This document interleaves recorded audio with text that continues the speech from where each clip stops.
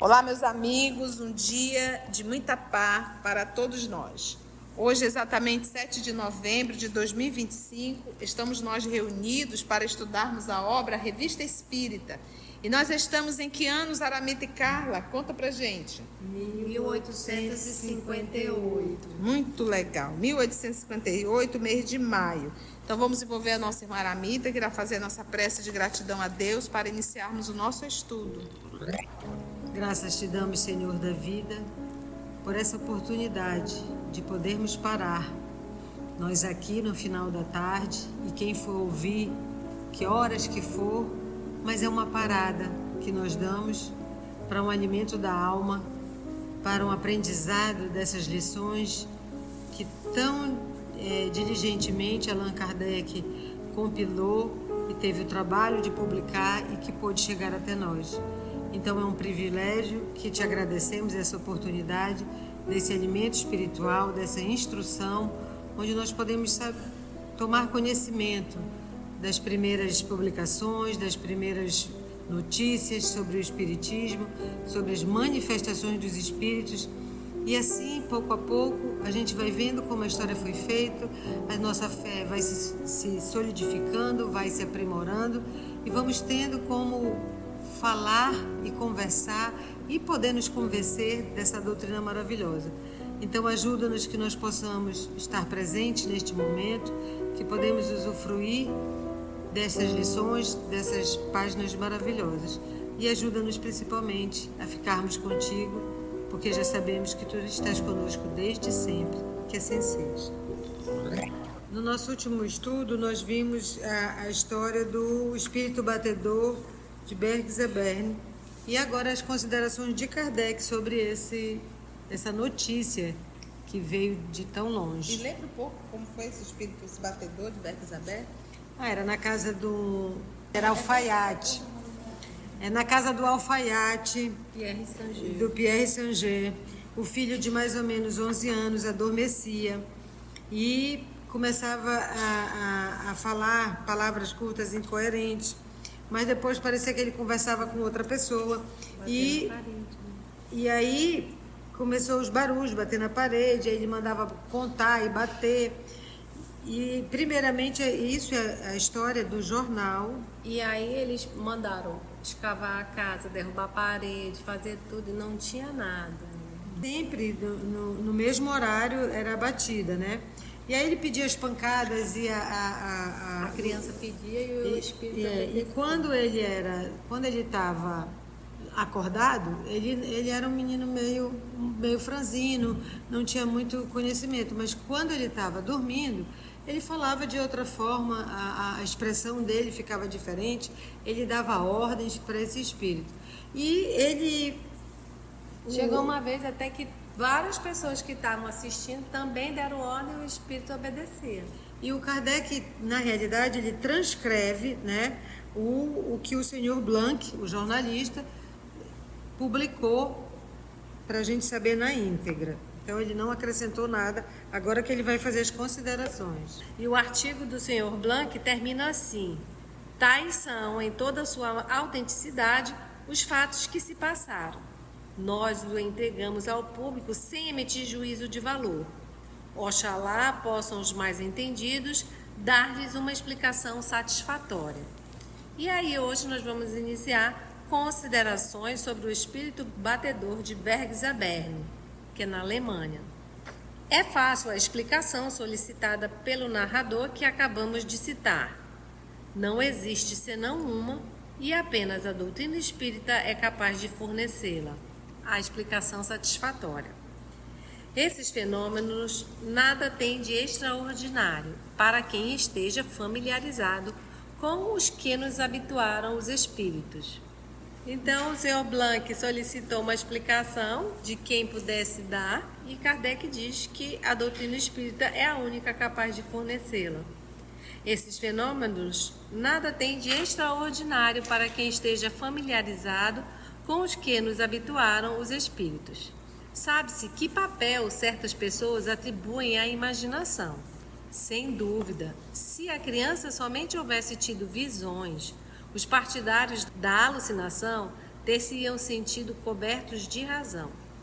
Mas aqui havia efeitos materiais de natureza inequívoca e que tiveram grande número de testemunhas. Então não dava para dizer que era só a criança alucinando. Os pais, dos pais da criança, vizinhos, as pessoas que foram lá ver, os jornalistas. Seria preciso se imaginasse que todos estivessem alucinados a ponto de pensarem ouvir o que de fato não escutavam e verem a mobília mudando de lugar. Ora, nisso haveria um fenômeno mais extraordinário ainda. Quer dizer, todo mundo alucinado em Bergzaberg. Aos incrédulos só resta um recurso: negar. É mais fácil e dispensa o raciocínio. Não acredita e pronto. Fica por isso. Examinando as coisas do ponto de vista espírita, torna-se evidente que o espírito que se manifestou era inferior ao da criança, visto que lhe obedecia. Era mesmo subordinado aos assistentes, pois que também lhe davam ordens. Se não soubéssemos pela doutrina que os espíritos ditos batedores estão embaixo na escala, aquilo que se passou seria uma prova disso. Realmente, não se conceberia que um espírito elevado, assim como nossos sábios e filósofos, viesse divertir-se em bater marchas e valsas. Numa palavra, a representar o papel de um pelotiqueiro ou artista popular que se exibe em circos e feiras, saltimbancos, nem submeter-se aos caprichos dos seres humanos. Então, o espírito sábio, o espírito superior, não vai ficar dançando, fazendo cambalhota, batendo. Mostra-se sob os traços de um homem mal encarado, circunstância que não pode senão corroborar essa opinião. Em geral, a moral se reflete no envoltório. Para nós está, pois, demonstrado que o batedor de Bergzaberg é um espírito inferior da classe dos espíritos levianos que se manifestou como tantos outros o fizeram e ainda fazem todos os dias. Agora, com que propósito veio? A notícia não diz que haja sido chamado. Hoje, que se tem mais experiência sobre essas coisas, não se deixaria vir um visitante tão estranho sem se informar o que ele quer. Portanto, só podemos fazer uma conjectura. É verdade que nada fez que revelasse maldade ou má intenção. Não experimentou o menino nenhum distúrbio, nem físico nem moral. Só os homens teriam podido perturbar sua moral, ferindo-lhe a imaginação com os contos ridículos, e é muito bom que não o tenham feito. Por muito inferior que fosse esse espírito, não era mau nem malevolente. Simplesmente era um desses espíritos tão numerosos que, sem cessar e sem o sabermos, nos rodeiam. Nessa circunstância, pode ter agido por mero capricho, como também o poderia fazer por instigação de espíritos elevados, com vistas a despertar a atenção dos homens e de os convencer da realidade de um poder superior que se encontra fora do mundo corporal. Quanto ao menino, é certo que era um desses médiuns de efeitos físicos, dotados, malgrado seu, dessa faculdade, e que estão para os outros médiuns, assim como os sonâmbulos naturais estão para os sonâmbulos magnéticos.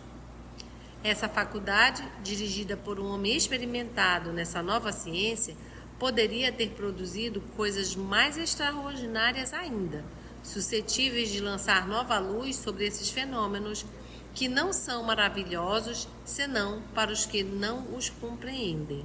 Ou seja, efeito físico, o menino era médio, o espírito era um espírito inferior, mas não quer dizer que era um espírito mau, malevolente, e possivelmente para chamar a atenção para o momento.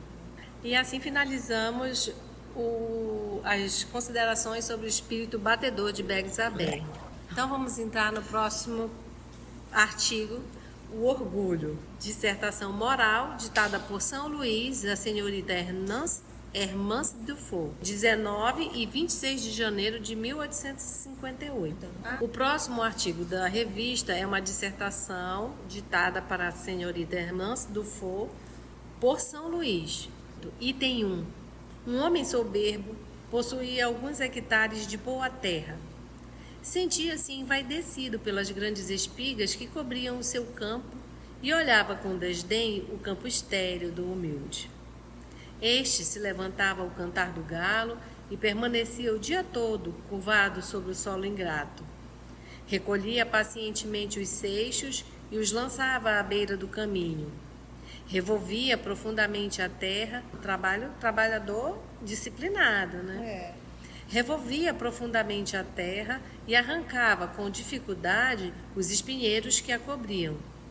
Ora, seu suor fecundou o campo e ele colheu o melhor trigo. Trabalhou, né?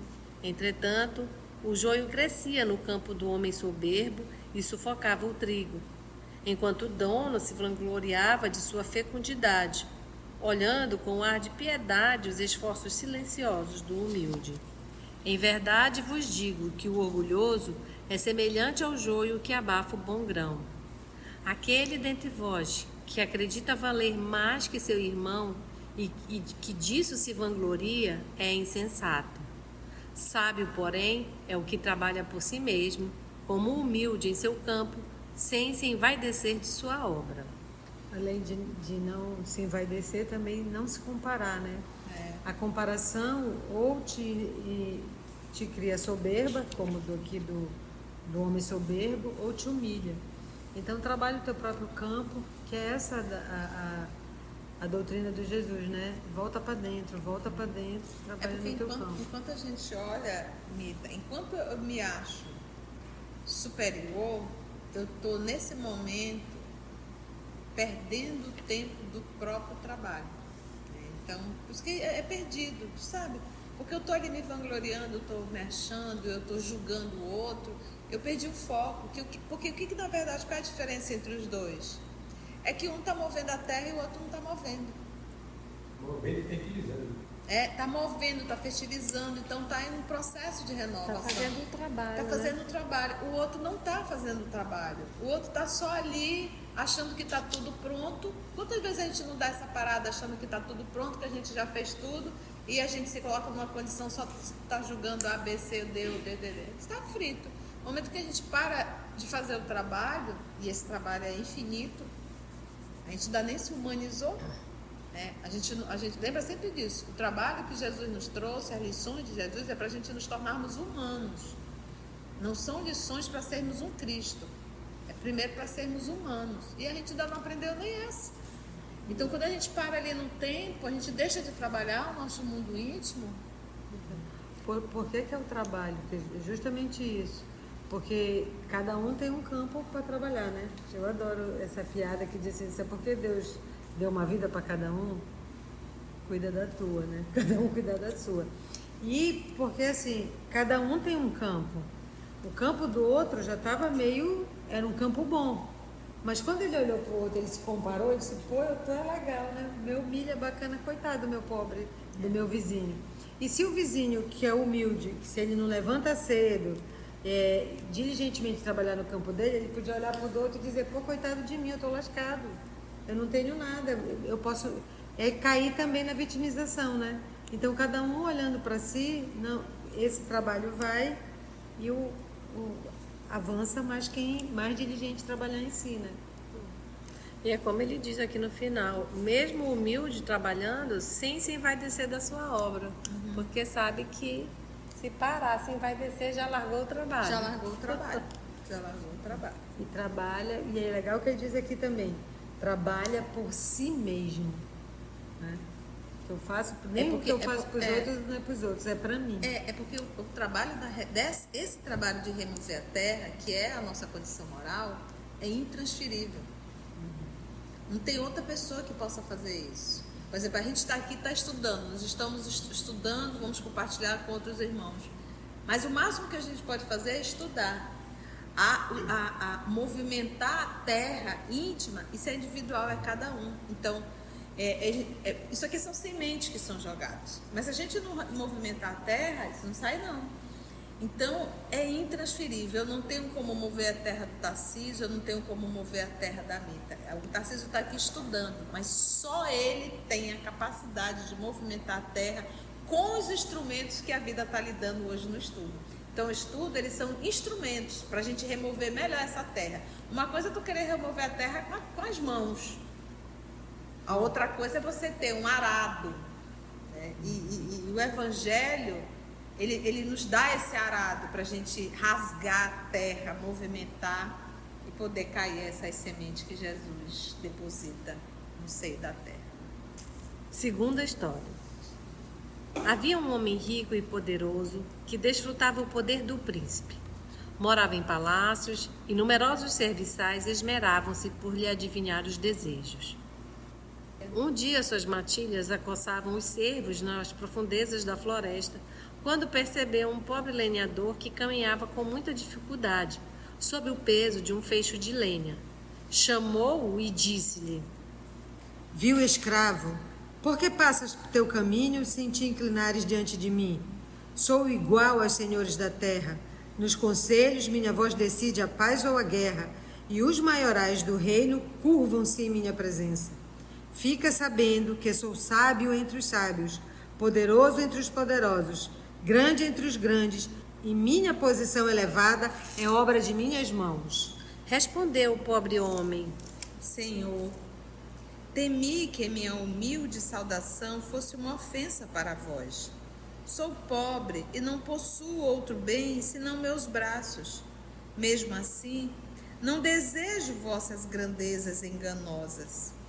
Durmo a sono solto e não receio, como vós, que o prazer do mestre me faça cair em minha obscuridade. Ora, o príncipe se aborreceu com o orgulho do soberbo. Os grandes humilhados apoderaram-se dele e o precipitaram das culminâncias de seu poder, como a folha seca que o vento varre do alto de uma montanha. Mas o humilde continuou tranquilamente seu rude trabalho, sem se preocupar com o dia seguinte. Que as posições... Eu acho assim, que nós somos esses homens, esse homem orgulhoso que vive nos favores do príncipe, que é Deus, né, que nos concede grandes oportunidades.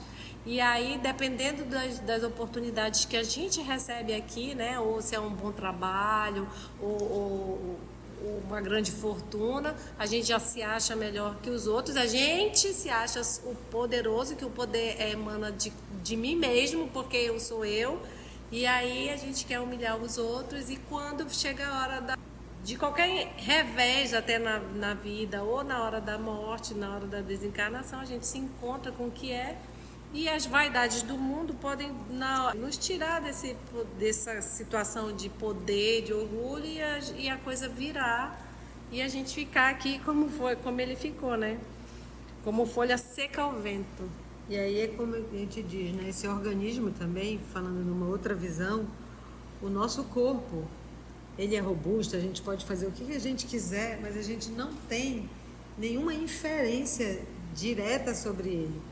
Qualquer coisinha, um aneurisma que rompe, um entupimento da pituitária, já dá um problemão, qualquer coisinha, é essa fragilidade que a gente, como ele diz, é obra das minhas mãos. A gente vive pela misericórdia de Deus e não se dá conta disso, né?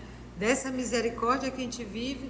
Outro dia eu vi, até a Carla que me mostrou, né, a cena do rapaz, estava em campo, um rapaz novo, né? Deu um sorriso, estava andando, não deu 3 passos, caiu, fulminante e desencarnou, né? Então também a gente tem isso de achar que é a gente que faz o nosso destino, é a gente eu que controlo tudo. Eu não controlo nada, né? Eu não tenho controle, às vezes, nem do meu próprio organismo. E aqui, o príncipe se aborreceu, ou seja, o dia que Deus disser, o dia que tiver predestinado para uma coisa que me aconteça, isso me acontecerá. Não interessa o ponto. E também as reviravoltas da vida, né? Um dia a gente pode, falando das encarnações, Um dia eu sou rica, um dia eu sou pobre, um dia eu sou branco, um dia eu sou negro, um dia eu sou homem, um dia eu sou mulher, né? Na esteira das encarnações. E a gente também tem que fazer esse aprendizado, que é, de novo, um aprendizado de humildade. Complexo, né, esse final, quando ele fala assim, a gente observa que é tão interessante que ele está carregando madeira, né? Ele tem um feixe de lenha. Ele está andando, o servo. Ele está andando, está com peso, carregando. O outro está onde, a criatura? Está só caçando. Está caçando. Está caçando. E caçando sobre o quê? Está andando, está sobre um cavalo, né? Se prontificou a ajudá-lo. Então, ele não teve nem sensibilidade de perceber que a pessoa, além de estar trabalhando, estava com peso nas costas. Ele estava carregando lenha. Lenha não é leve, não é isopor, não. E ele se aborreceu porque o lenhador não cumprimentou, não se curvou frente a ele, uma vez que ele era o cara, né, na concepção dele. Ele, né? nem era um cara, ele vivia sobre os favores, né, que ele fala, ele desfrutava o poder do príncipe. Ele não era o príncipe. É isso que é interessante, ele não era o príncipe. Ele só desfrutava do poder que tinha o príncipe. Ele mesmo nada é. E aí a gente para pensar, e quem é o príncipe? Dele mesmo nada tinha. Seu Né? da vida. E a gente pensa, quem é o príncipe? É Deus. Nós não somos dono de nada, nós somos administradores. Eu lembro a história do pai do Estevão. Sim. Ele foi de casando. O seu Yoredeb, né? Casando com ele. Sim, agrediram ele. Exatamente. Foi dar bom dia, apanhou de novo. É verdade, seu Yoredeb, na obra Paulo Estevam. A resposta dele é enigmática. Olha, sou pobre, não possuo outro bem senão meus braços. Trabalho, né? Esse é o maior bem dele. Mesmo assim, não desejo vossas grandezas enganosas. Por que enganosas? Porque, é como disse a Carla, não é ele o príncipe. E ainda nós, a gente pergunta, a grandeza também não é nossa, a riqueza também não é nossa. Ela é o quê? Temporária. É emprestada. Durmo a sono solto e não receio, como vós, que o prazer do mestre me faça cair em minha obscuridade, né? E aí ele coloca em minha obscuridade, porque lembra quando Jesus diz: me livre de todo mal e não me deixe cair em tentação. E nessa obscuridade que está dentro do quê? Dentro de cada um de nós. O que eu acho interessante também é esse começo, que aí eu pensei, somos nós, né, que desfrutava o poder do príncipe e morava em palácios, e numerosos serviçais esmeravam-se por lhe adivinhar os desejos, né? E assim eu espero que a gente também não esqueça que nós também moramos em palácios, que também desfrutamos do poder do príncipe e que temos serviçais se esmerando por nos adivinhar os nossos desejos, né? Achei tão bacana isso. E que, às vezes, as posições que nós temos, muitas vezes, não é só mérito nosso, né? E porque ele diz, em minha posição elevada, é obra de minhas mãos. Quando a gente vê que a pessoa, e eu adoro essa história, né? Quando Isaac Newton, que foi que modificou a história da física, com a lei da gravidade, quando ele foi ganhar o prêmio Nobel ou o prêmio da rainha, ele disse, eu chego aonde eu chego sobre ombros de vários homens. Sim. Eu não cheguei aqui sozinho. Então, e a gente às vezes a gente diz, né? Eu que me criei sozinha, eu que fiz sozinha. Não fizemos. Nenhum de nós se faz sozinha, porque a infância por si só é uma coisa dependente. E a gente sempre dependeu de alguém que precisou cuidar da gente, nas nossas fragilidades, na nossa pequenez durante essa caminhada. Com certeza. Então, no próximo estudo, nós teremos ainda outra parábola, vamos dizer assim, sobre o orgulho, ditada por São Luís. Se você chegou até aqui o final, deixa seu comentário. É muito importante a gente poder ler o teu comentário. Não esqueça de curtir para que possa divulgar a página. dá o seu like, né? E, se possível, faça a sua inscrição no nosso canal e toca o sininho. Porque quando você toca o sininho, o YouTube avisa para você quando o EOS publicar um novo estudo. Então, receba um grande abraço da família EOS Manaus. E agradecemos ao nosso Senhor Jesus e aos amigos espirituais por essa oportunidade de reflexão, de estudo e trabalho. E até o nosso próximo encontro, se Deus assim permitir. Assim seja. EOS Manaus. Estudando para servir ao Cristo. Visite nosso site em www.eosmanaus.org. No YouTube, procure o canal EOS Manaus. Participe do nosso grupo no Facebook. No Instagram somos @EOS Manaus. Escute e estude na Rádio Manaus de Estudos Espíritas. Estamos, também, em diversas plataformas de áudio. Procure EOS Manaus, no seu aplicativo preferido. EOS Manaus. Estudando para servir ao Cristo.